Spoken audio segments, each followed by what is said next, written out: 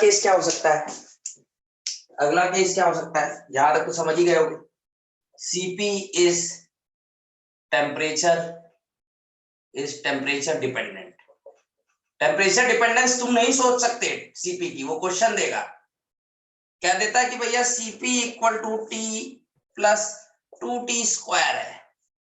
ऐसा कह दिया कि Cp equal to T plus 2t square है, मतलब Cp भी टेम्परेचर पे डिपेंड कर रही है।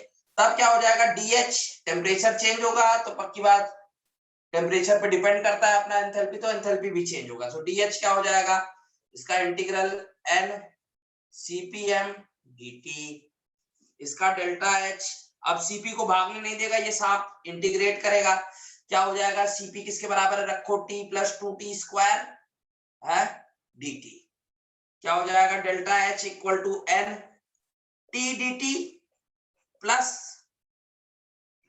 2t square dt। अब इंटीग्रेट आपको करना आना चाहिए भाई, इंटीग्रेशन इज वेरी इंपॉर्टेंट। तो बहुत बेसिक इंटीग्रेशन है। डेल्टा H क्या हो जाएगा, n,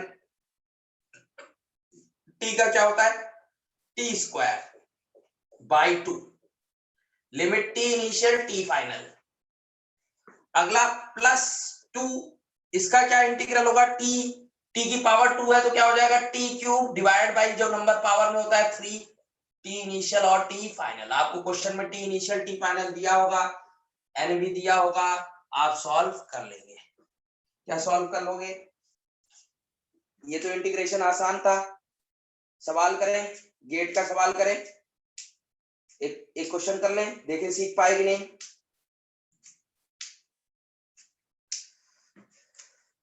गेट का सवाल लिखो।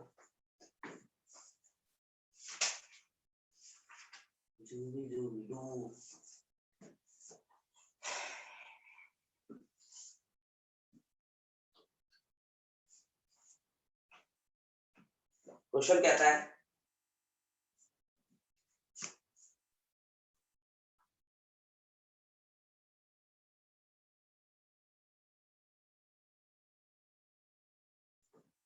Question gate 2018 1 mark. क्वेश्चन कहता है, the molar heat capacity of a ideal gas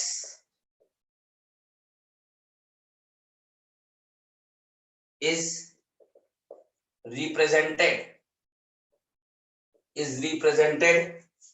in the temperature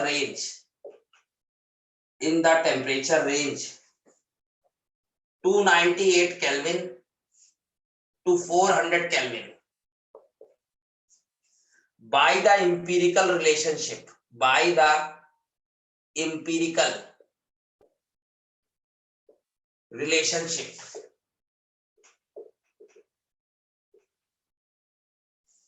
क्या दिया रिलेशनशिप, CPM, m का मतलब मोलार है, एक मोल का, इक्वल टू 14 प्लस BT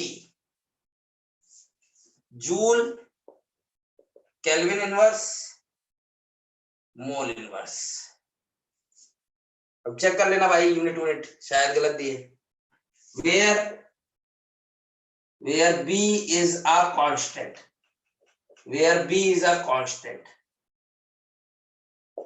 आगे कहता है the molar enthalpy change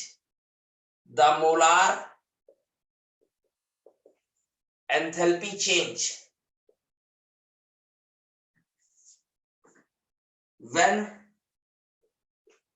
the substance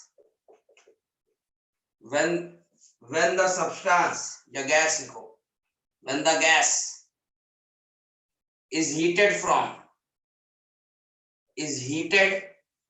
from 300 Kelvin to 350 Kelvin is 2 kilojoule per mole, the value of B is dash joule kelvin inverse mole inverse, joule kelvin inverse mole inverse up to 2 decimal places.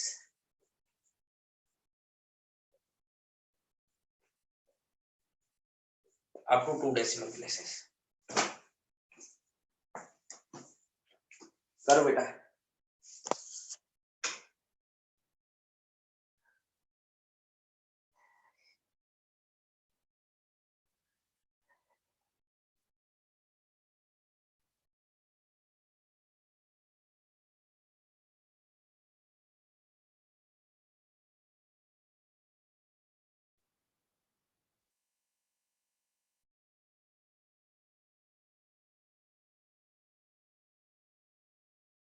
भैया unit का ध्यान देना बहुत। Delta H kilo joule पर मोल में दिया है, delta H is given in kilojoule पर मोल।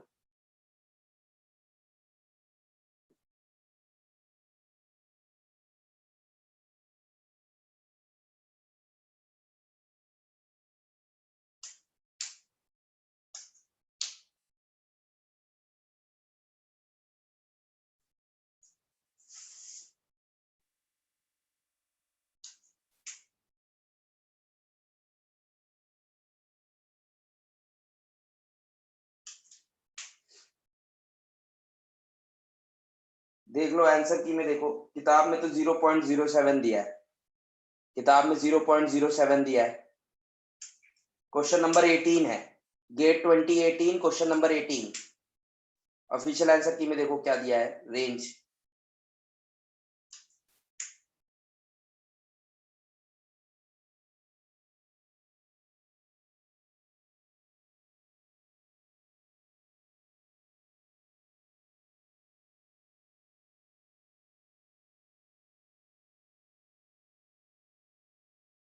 किताब वाला 0.67 दे रहा है, 0.067।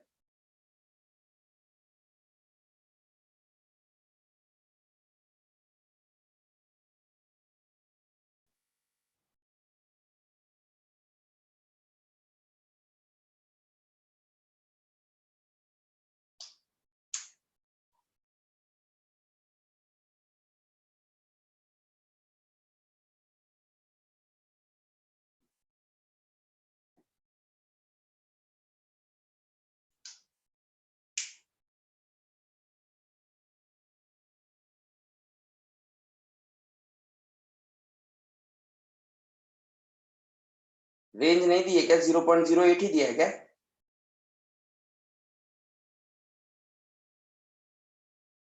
रेंज क्या है, रेंज?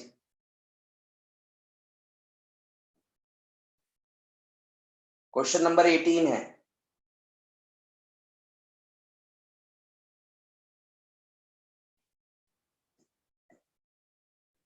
जीरो 0.07 से 0.0। ठीक है, तो एग्जैक्ट आंसर 0.08 है। Then exact answer is 0.08। आओ देखते हैं कैसे किया। ये सीपी दे दिया है और सीपी दिख रहा है हमें टेम्परेचर है, टेम्परेचर डिपेंडेंट है और टेम्परेचर भी चेंज कर रहा है 300 से 350, मतलब डेल्टा एच जीरो तो नहीं है, होना नहीं चाहिए जीरो। जीरो भी दे रखा है, तो आओ सॉल्व करते हैं। 2 किलो जूल पर मोल दे रखा है, ये दिया हुआ है जूल केल्विन, टी इनिशियल और टी फाइनल। इसको टी इनिशियल टी फाइनल मत लेना, अरे आधे बच्चे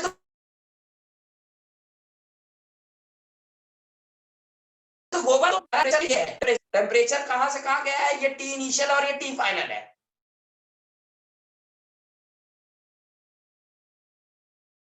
इनिशियल है टनल टेम्परेचर 350। आइडियल गैस के लिए अपन को सीधा मालूम है कि सिर्फ pH क्या, it is a function of क्या भैया, टेम्परेचर। मोलार बोल दिया है, एक मोल लेना है, तो क्या हो जाएगा तुम्हारे पास DH equal to CPM DT। DH C करा दिया BT इनटू DT। इसको इंटीग्रेट करेंगे, इसको इंटीग्रेट करेंगे, सो डेल्टा H आ जाएगा क्या हो जाएगा भैया डेल्टा एच, और यहाँ क्या हो जाएगा 14।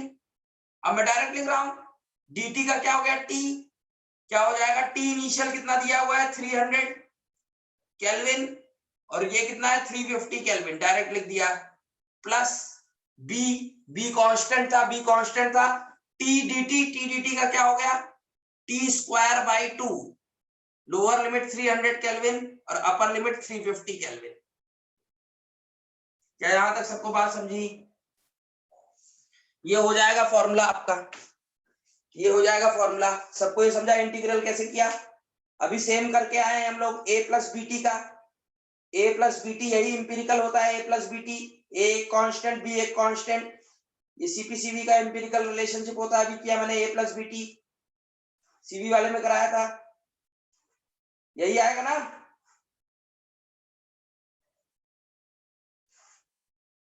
बुड़बक बैल बुद्धि।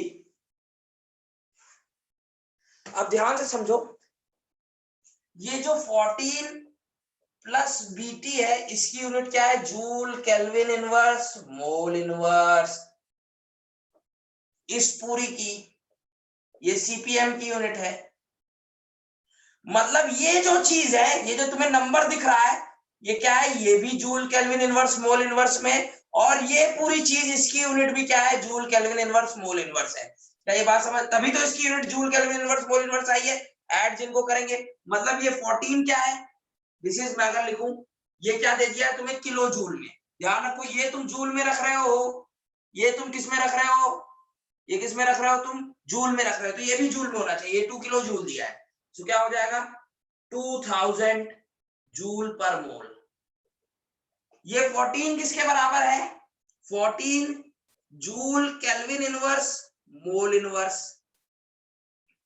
Into T. टी क्या है? Upper limit 350 kelvin minus 300 kelvin, plus अब ये बी की यूनिट क्या होगी तुम्हारे पास? बीटी क्या है? बीटी की यूनिट क्या है? Joule kelvin inverse mole inverse. So B की यूनिट क्या हो जाएगी? बी, इसकी यूनिट क्या है? Kelvin. So this is joule kelvin inverse mole inverse. इसकी यूनिट क्या हो जाएगी? बी की यूनिट, ये इधर जाएगा डिवाइड में, सो क्या हो जाएगा? केल्विन ऊपर जाके केल्विन इनवर्स हो जाएगा, सो क्या हो जाएगा? जूल केल्विन की पावर -2 मोल इनवर्स। ये बी की यूनिट है, ठीक है ना भाई? नहीं तो बी की यूनिट हम आगे निकाल लेंगे। चलो, तुमको नहीं समझ रहा है तो बी की यूनिट निकाल लेंगे। सो बी, और यहां क्या हो जाएगा? 350 का स्क्वायर डिवाइडेड बाई 2 माइनस 300 का स्क्वायर। स्क्वायर करना बच्चा जल्दी जल्दी में भूल जाता है, इसकी power 2। Is this thing clear? यहां तक तो कुछ किया ही नहीं है बेटा।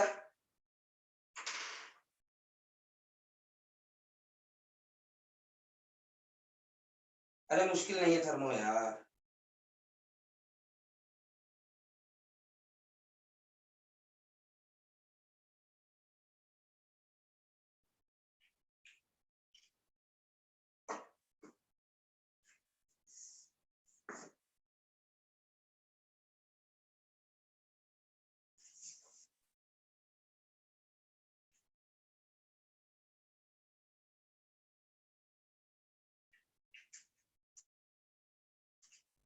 हाँ,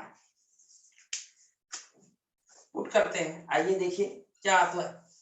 यूनिट भी आ जाएगी आपकी। मेरे ख्याल से उनने बी की यूनिट जो डैश में दी है वो यूनिट गलत दे रखी है क्वेश्चन में। तुम ऑफिशियल पेपर में देखो क्या दी है यूनिट, डैश क्या बोला है? जो क्वेश्चन में दी है यूनिट वो बी की गलत दी हुई है। ऑफिशियल पेपर में देखो क्या दी है, dash B equal to dash, आगे यूनिट जो लिखी है वो केल्विन की पावर -2 ही होगा।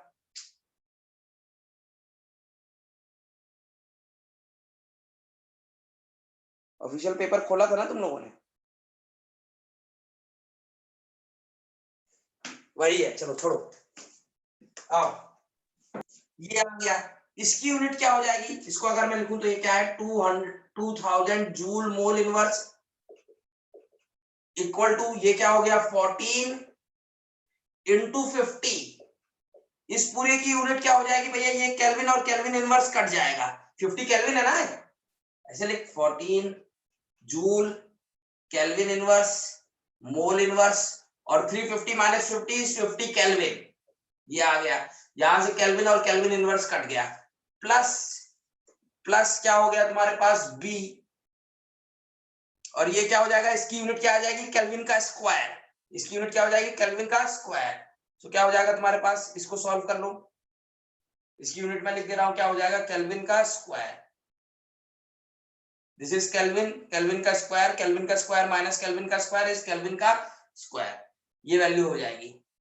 यहां से तुम देखो अब इसकी यूनिट सेम हो गई है, तो सब्सट्रैक्ट कर सकते हो, दिस इज जूल, जूल पर mole and this is joule पर मोल। तो क्या हो जाएगा, 2000 माइनस 14 into 5 02 70 700 माइनस 700 जूल पर mole equal to B into 350 का स्क्वायर बाई 2 माइनस 300 का square by 2, this is kelvin का स्क्वायर, केल्विन का स्क्वायर।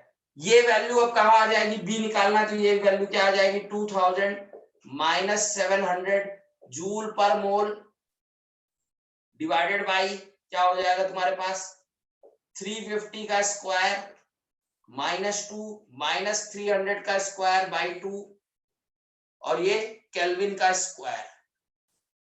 सो बी की जो भी वैल्यू आएगी 0.08 आएगी, यूनिट क्या हो जाएगी, जूल केल्विन की पावर -2 मोल इनवर्स। देख लो क्वेश्चन पेपर में यही दी होगी यूनिट, इनने किताब में गलत दिया हुआ है, क्वेश्चन पेपर में यूनिट देखी यही दी होगी, जूल केल्विन की पावर -2 मोल इनवर्स।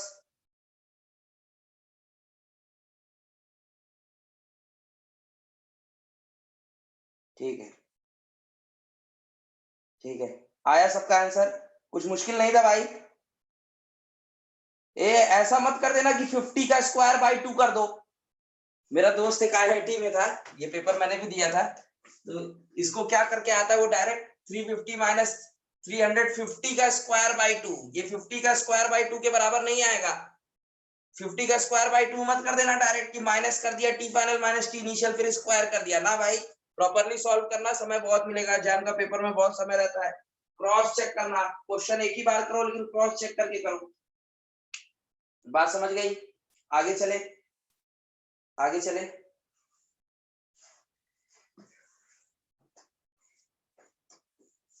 तो हम कुछ डिस्कस कर लेते हैं थर्मोडायनेमिक कोफिशिएंट्स के बारे में। अभी आगे तो सब फिर से कैलकुलेट करेंगे वेरियस प्रोसेसेस में, जब मैं फर्स्ट लॉ ऑफ थर्मोडायनेमिक्स पढ़ा दूंगा तब तो करेंगे ही करेंगे भाई थर्मोडायनेमिक कोफिशिएंट्स।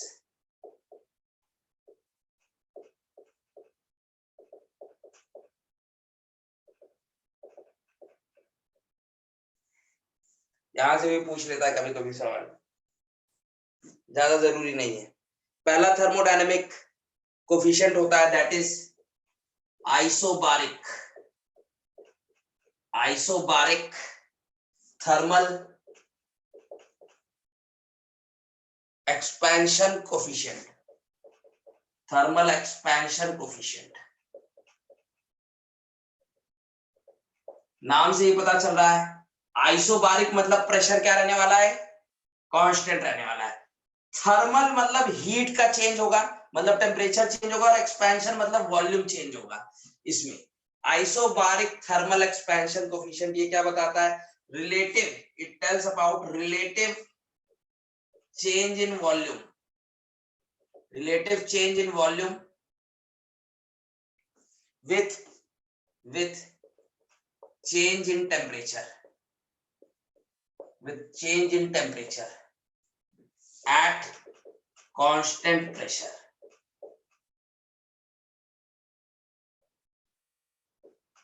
बस आइडियल गैस के लिए वैल्यू ध्यान रखना है यार, it is denoted by alpha. Relative change in volume मतलब this is change in volume, dV is change in volume, relative करना मतलब divided by V, with change in temperature that is dt at constant P। so alpha क्या होता है 1 by V del V by del T at constant P। ये पहला एक thermodynamic coefficient है, इसकी वैल्यू पूछ लेता है, अल्फा की वैल्यू क्या होगी। आइडियल गैस के लिए निकालो, आइडियल गैस के लिए ही पूछता है, अल्फा फॉर आइडियल गैस, कहेगा कि अल्फा की वैल्यू आइडियल गैस के लिए क्या होगी, 4 ऑप्शन लिख देगा। आइडियल गैस के लिए आप निकालो, आइडियल गैस के लिए निकालो, अल्फा की वैल्यू क्या आ रही है, what is the value of alpha for an ideal gas.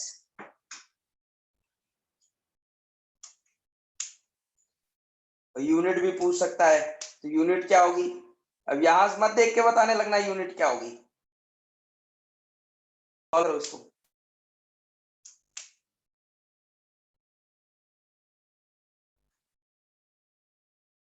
Ideal gas के लिए अल्फा की वैल्यू पूछ सकता है। अरे रिलेटिव चेंज है वॉल्यूम का, रिलेटिव मतलब उसकी वैल्यू के रिलेटिव कितना चेंज हो रहा है, ऐसा कोई ऑप्शन नहीं मिलेगा आपको।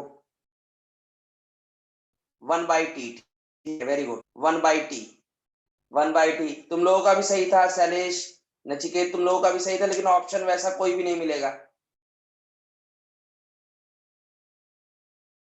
टी मिलेगा, वन ऐसा कुछ मिलेगा, पी मिलेगा, 1/p मिलेगा, ऐसा ऐसा ऑप्शन मिलेगा। तो देखो क्या हो जाएगा, बहुत ध्यान से देख लो, del v by del t at constant p। Van der Waals gas के लिए नहीं पूछेगा, कोई गैस की इक्वेशन दे के पूछ सकता है, सो इट इज वेरी करना है बेसिक टर्म में प्रेशर को constant. So volume of an ideal gas क्या होता है, it is nRT by p। So del v by at constant p, pressure को कांस्टेंट मानते हुए क्या आ जाएगा, p क्या हो जाएगा भैया, equal to nR by p into v। फिर pv फिर किसके बराबर है, pv किसके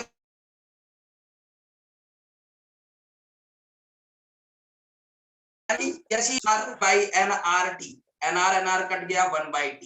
सो अल्फा की यूनिट आइडियल गैस के लिए क्या होती है, kelvin. Ideal unit, is this clear.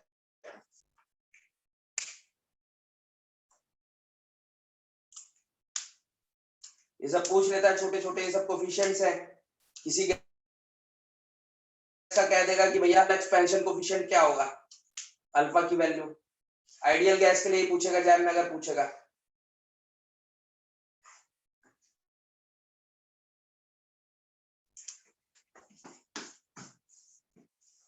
Next second coefficient होता है, सेकंड कोफिशिएंट होता है isothermal. It is isothermal compressibility.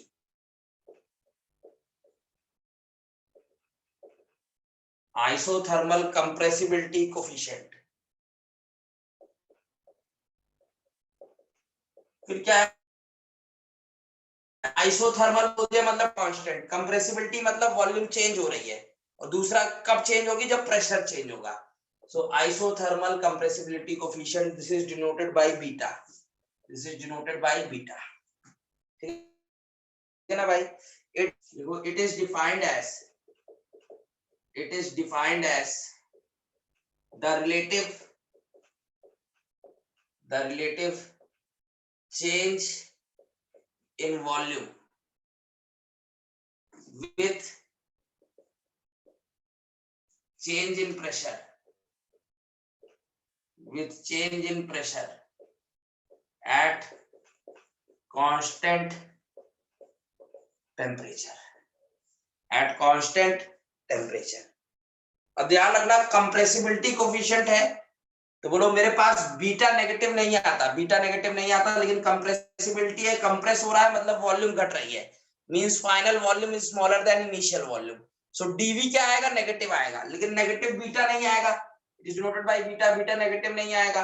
So beta किसके बराबर लेना है हमें, माइनस डीवी बाई वी, क्योंकि डीवी नेगेटिव आने वाला है, कंप्रेसिबिलिटी है, बाई डीपी। सो बीटा अगर पूछा जाए तो तुम्हें किसकी वैल्यू बतानी है, -1/v dv by dp at constant t। this is beta की value, this is applicable to all the gases, this is applicable to all the gases। Ideal gas के लिए आप बताओ क्या आएगी इसकी value, what will be the value of beta, compressibility coefficient, expansion coefficient हम निकाल ही चुके हैं, आइसोथर्मल कंप्रेसिबिलिटी कोफिशिएंट बीटा की वैल्यू आइडियल गैस के लिए, आइडियल गैस के लिए पूछता है इसके बराबर आ रही है,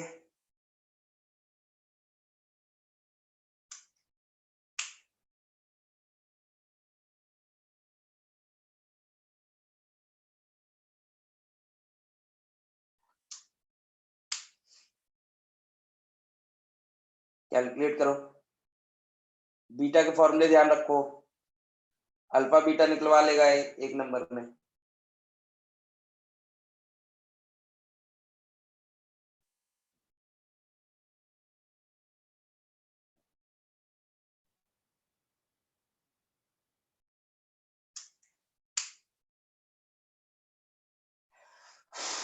इतना समय नहीं जाता यार, नहीं समृद्धि, माइनस पी क्या है, माइनस आएगा नहीं, मैंने बीटा बोला है, बीटा नेगेटिव होगा ही नहीं, 1/p, ठीक है 1/p,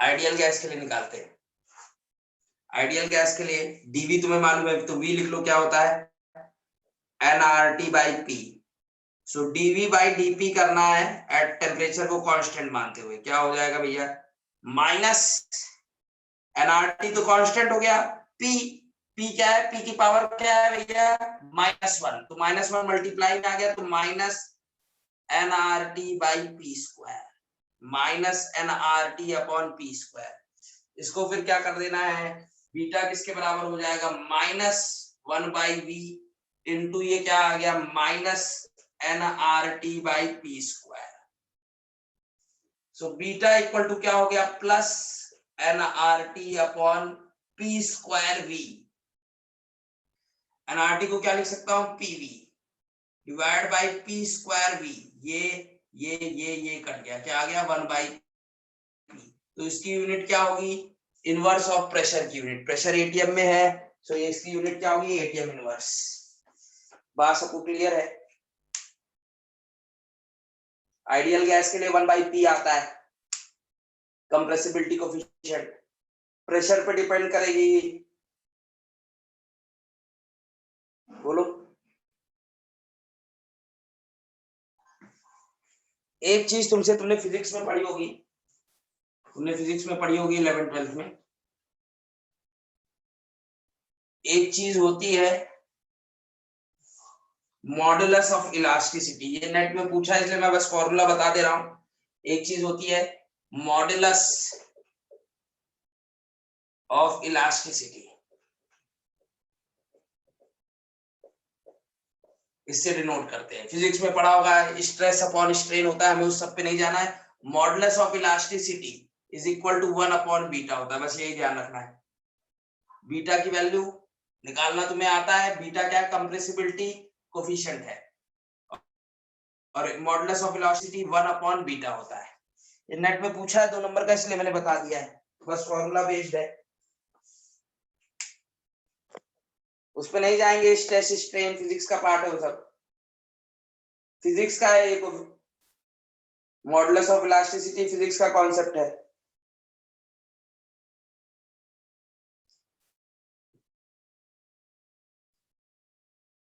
चले आगे,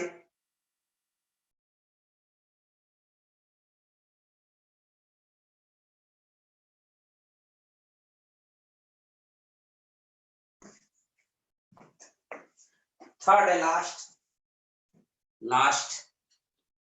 last coefficient,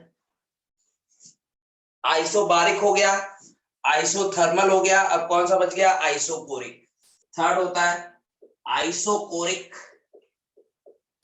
isochoric temperature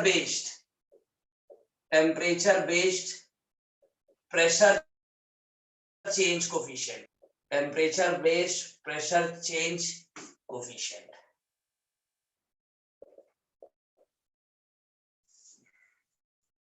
it is denoted by gamma. Gamma एक जगह और यूज होगा, वो अलग है, ये अलग है।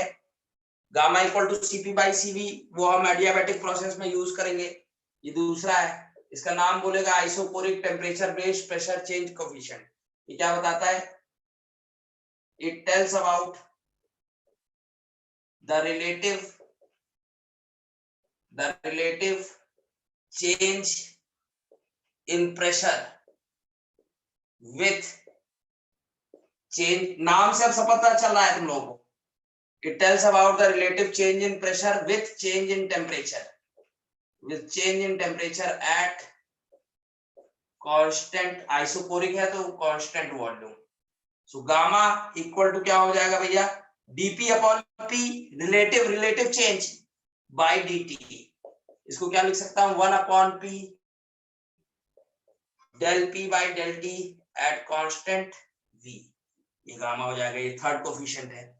ये सब क्या बताते हैं? ये सब जो कोफिशिएंट है वो क्या बताते हैं? किसी भी जो तुम्हारा सिस्टम है, उस सिस्टम में टेम्परेचर प्रेशर वॉल्यूम कैसे इंटरकनेक्टेड है, कैसे इंटरकनेक्टेड है। मतलब टेम्परेचर चेंज करोगे तो ये कैसे चेंज हो जाएगा, वो चेंज करोगे, वॉल्यूम चेंज करोगे तो प्रेशर कैसा चेंज हो जाएगा, एक किसी चीज को कांस्टेंट मानते हुए, उस सब काम आते हैं। तो निकालो आइडियल गैस के लिए इसकी वैल्यू क्या होगी। और आइडियल गैस पूछ लेता है डायरेक्ट, 2-2 नंबर में नेट में पूछे हुए हैं। कोफिशिएंट की वैल्यू निकालो आइडियल गैस के लिए, या कोई गैस दे देगा उसकी इक्वेशन से।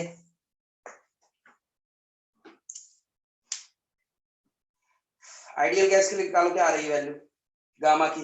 गामा आइडियल कितना आ रहा है? 1/t। ठीक है, सबका 1/t आ रहा है, 1/t।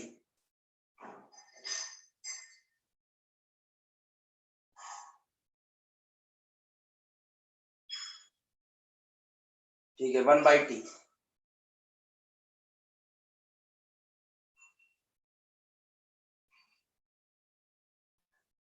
कर लेना, 1/t आएगा। अगली हेडिंग डाली हम लोगों ने, अगली हेडिंग डाली,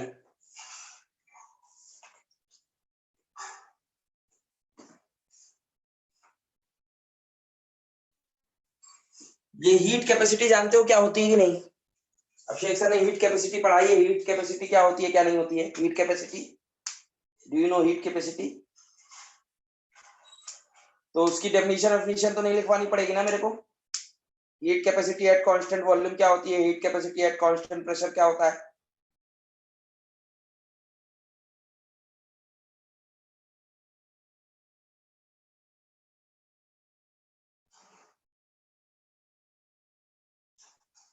चलो छोड़ो, तुम लोगों को कुछ नहीं मालूम, तो हेडिंग डाल लो,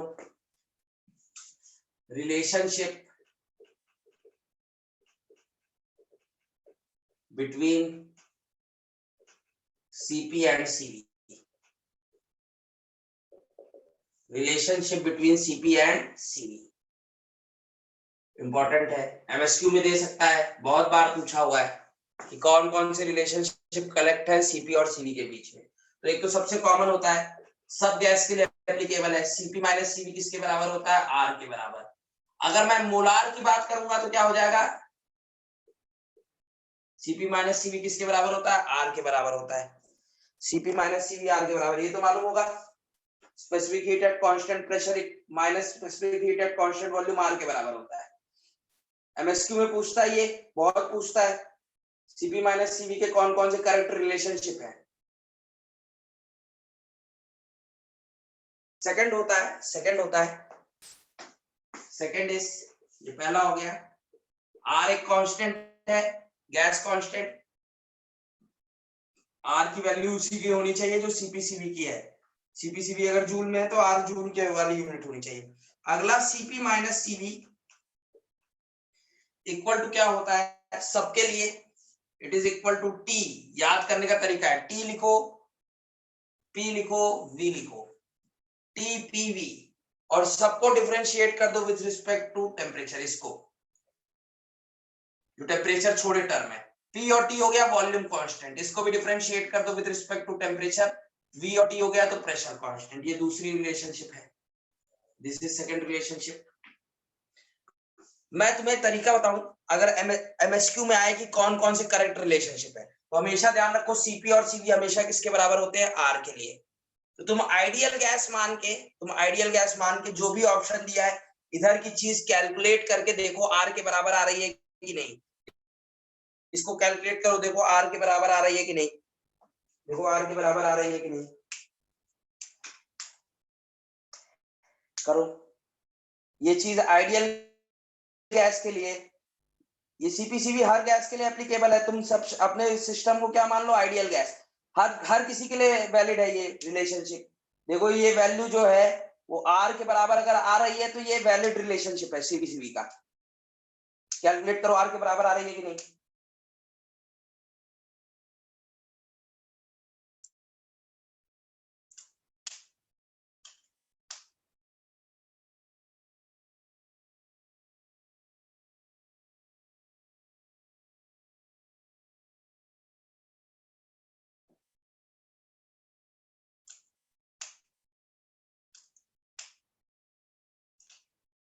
आ रही है आर के बराबर, एमएस2 में दे देता है भाई।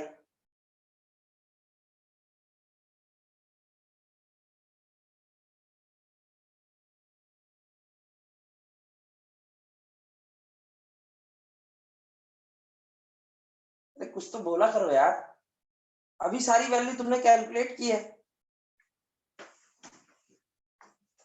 आइडियल गैस मान लो, ये सबके लिए वैलिड है, सिर्फ आइडियल गैस के लिए नहीं। लेकिन चेक करना है, अगर पेपर में तुम्हें चेक करना है तो मैं तरीका बता रहा हूं तुमको, हमेशा सीपीसीबी आर के बराबर आना चाहिए। तो इसकी वैल्यू अगर आइडियल गैस के लिए आर आ रही है, सबके लिए भी आएगी, कोई भी गैस होगी। तुम्हें बाकी सॉल्व करना मुश्किल है तो तुम आइडियल गैस में सॉल्विंग आसान है। सो ये टी हो गया del P by del T, अब मैं नहीं करके दिखाऊंगा। Del P by del T क्या हो गया, N R upon V, volume को कांस्टेंट मान लिया है। Del V by del T क्या हो गया भैया, एन आर अपॉन पी। इसको सॉल्व कर लो तो क्या हो जाएगा भैया अपने पास, N R N square R square T divide by P V. So N square R square और T divided by N R T, T T cancel, R ये गया तो एन आर आ गया। मोलार अगर लोगे तो n1 हो जाएगा। तो ये सही रिलेशनशिप है, this is an correct relationship, R के बराबर आ रहा है। ठीक है, अगला रिलेशनशिप देखें,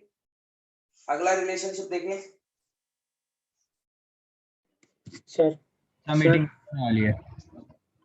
आप बोलो सलेज। सर वो एनआर होगा ना पहले वाले इक्वेशन में, हाँ एम कर लो यार, एम कर लो, सीपीएम सीवीएम, तो सर आर के बराबर। मीटिंग एंड होने वाली है। 10 मिनट बाद दूसरी मीटिंग ज्वाइन करो।